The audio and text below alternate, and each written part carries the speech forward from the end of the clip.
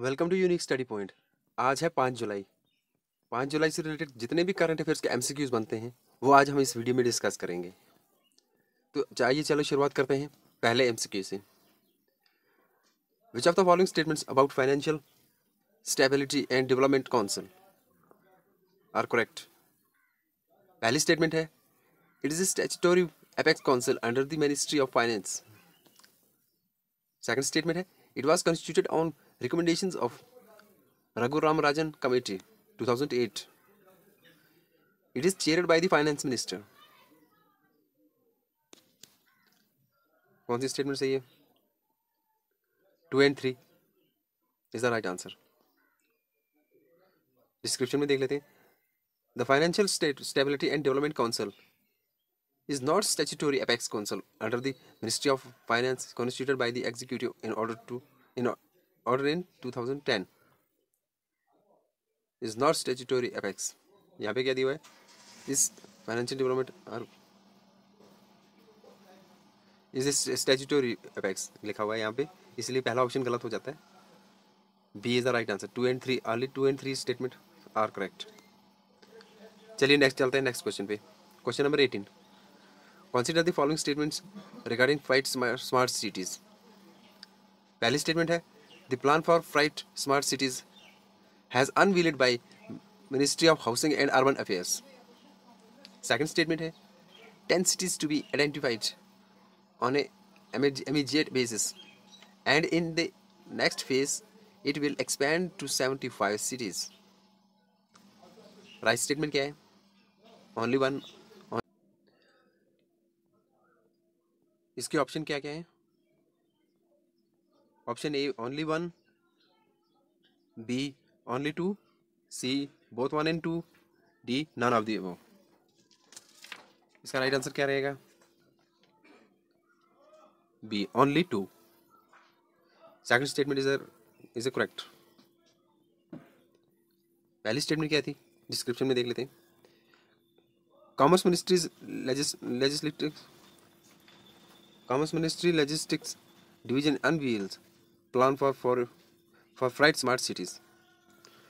From the 10 cities to be identified on immediate basis, it is planned to expand the list to 75 cities in this next phase before scaling up throughout the country, including all states capitals and cities that have more than 1 million population.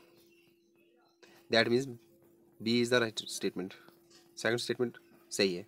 चलिए next question discuss करते हैं। Consider the following statements regarding digital India programme.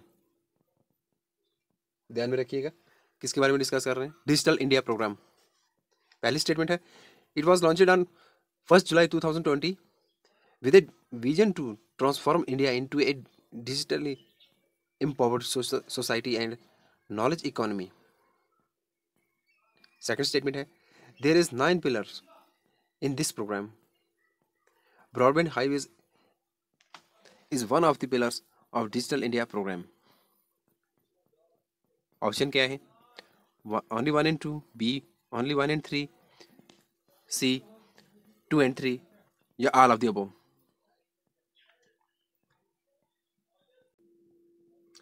Question number इस question का right answer है C only 2 and 3।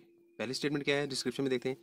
Digital India programme के related it was launched on 1 July 2015 with a vision to transform India into a digitally empowered society and knowledge economy. 1 जुलाई 2015। यहाँ पे क्या date दी हुई है? 1 July 2020। 2020 नहीं है, 2015 में डिजिटल इंडिया प्रोग्राम स्टार्ट हुआ था। चलिए नेक्स्ट क्वेश्चन देखते हैं। With reference to first movable fresh water tunnel aquarium build by Indian railway. पहली स्टेटमेंट है the one of its kind aquatic park is at Krantivira Sangoli, Rayana railway station, Bengaluru. Second statement है it has been developed by Indian Railway Stations Development Corporations Limited in collaboration with HNI's Aquatic Kingdom. कौन सी statement सही है? Question number 20 की जी हाँ, इनमें से कोई भी स्टेटमेंट सही नहीं है। डिस्क्रिप्शन में देख लेते हैं। Indian railways first ever movable fresh water tunnel aquarium open in Bengaluru.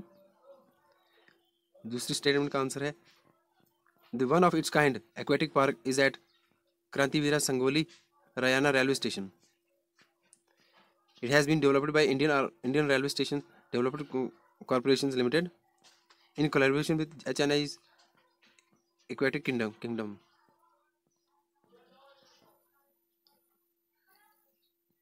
Next question है, consider the following statements regarding short span bridging system. It is designed and developed by Defense Research and Development Organization DRDO जिसके बोलते हैं. It is designed and developed by DRDO in association with MS and MSLNT Limited. The SSBS plays a crucial role of bridging the gaps up to 500 meters as a single span. Third statement है, the bridge is of the load classification of MLC 70. क्या कौन सी statement सही है? B 1 and 3 are correct.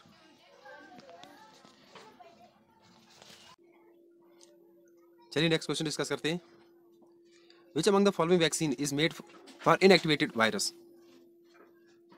Inactivated virus के लिए कौन सी vaccine बनाई गई है? कोवैक्सीन. नेक्स्ट क्वेश्चन है, Which of the following is correct about ransomware? It is a type of malware. ये कंप्यूटर क्वेश्चन है. सेकंड है, phishing spam is one of its mode of delivery. इसका राइट आंसर क्या रहेगा? C. Question number 3, Tigray recently in news is located in which country?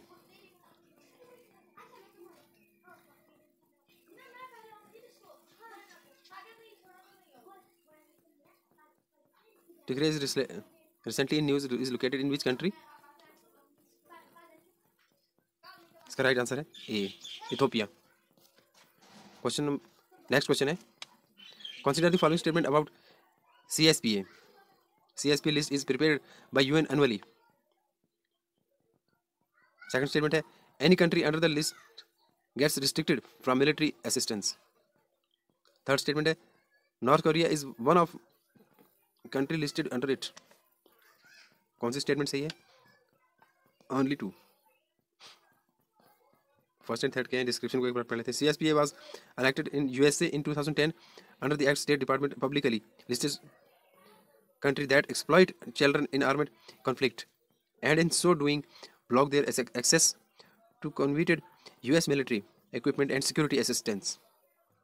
Countries which have been added to the list are Pakistan, Turkey, Afghanistan, Myanmar, Democratic Republic of the Congo, Iran, Iraq, Libya, Mali, Nigeria, Somalia, South Sudan, Syria, Venezuela and Yemen. Next question पे discuss करते हैं. Consider the following statements regarding trafficking in persons. Report 2021.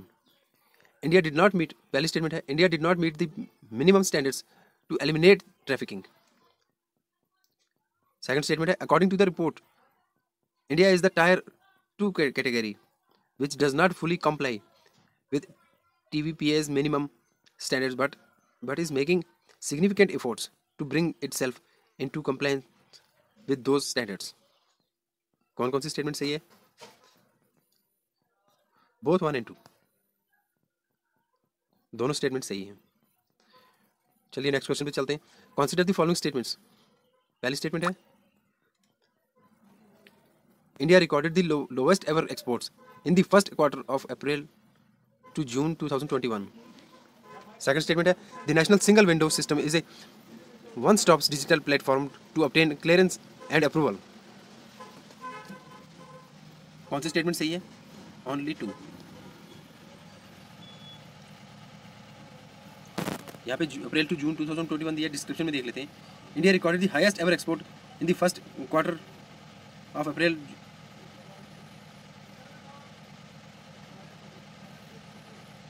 Next देखते हैं। Consider the following statement regarding Asian elephant.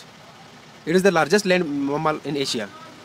Second statement है they are protected under the schedule 1 of the wild life protection act 1972। Third statement है Asian elephant is listed as critically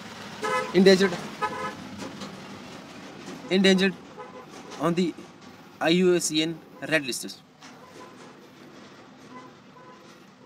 कौन सी statement सही है? Only one in. Description में क्या दिया है एशियन एलिफेंट के बारे में? Also known as the Asiatic elephant. They are found in India and South East Asia. It is the largest land mammal in Asia. यहाँ पे क्या दिया था?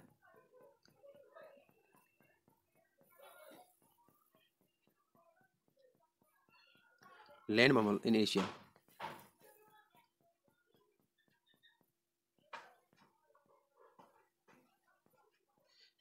तो आज के लिए बस इतना ही काफ़ी है। मिलते हैं नेक्स्ट वीडियो में, तब तक के लिए गुड बाय, टेक केयर।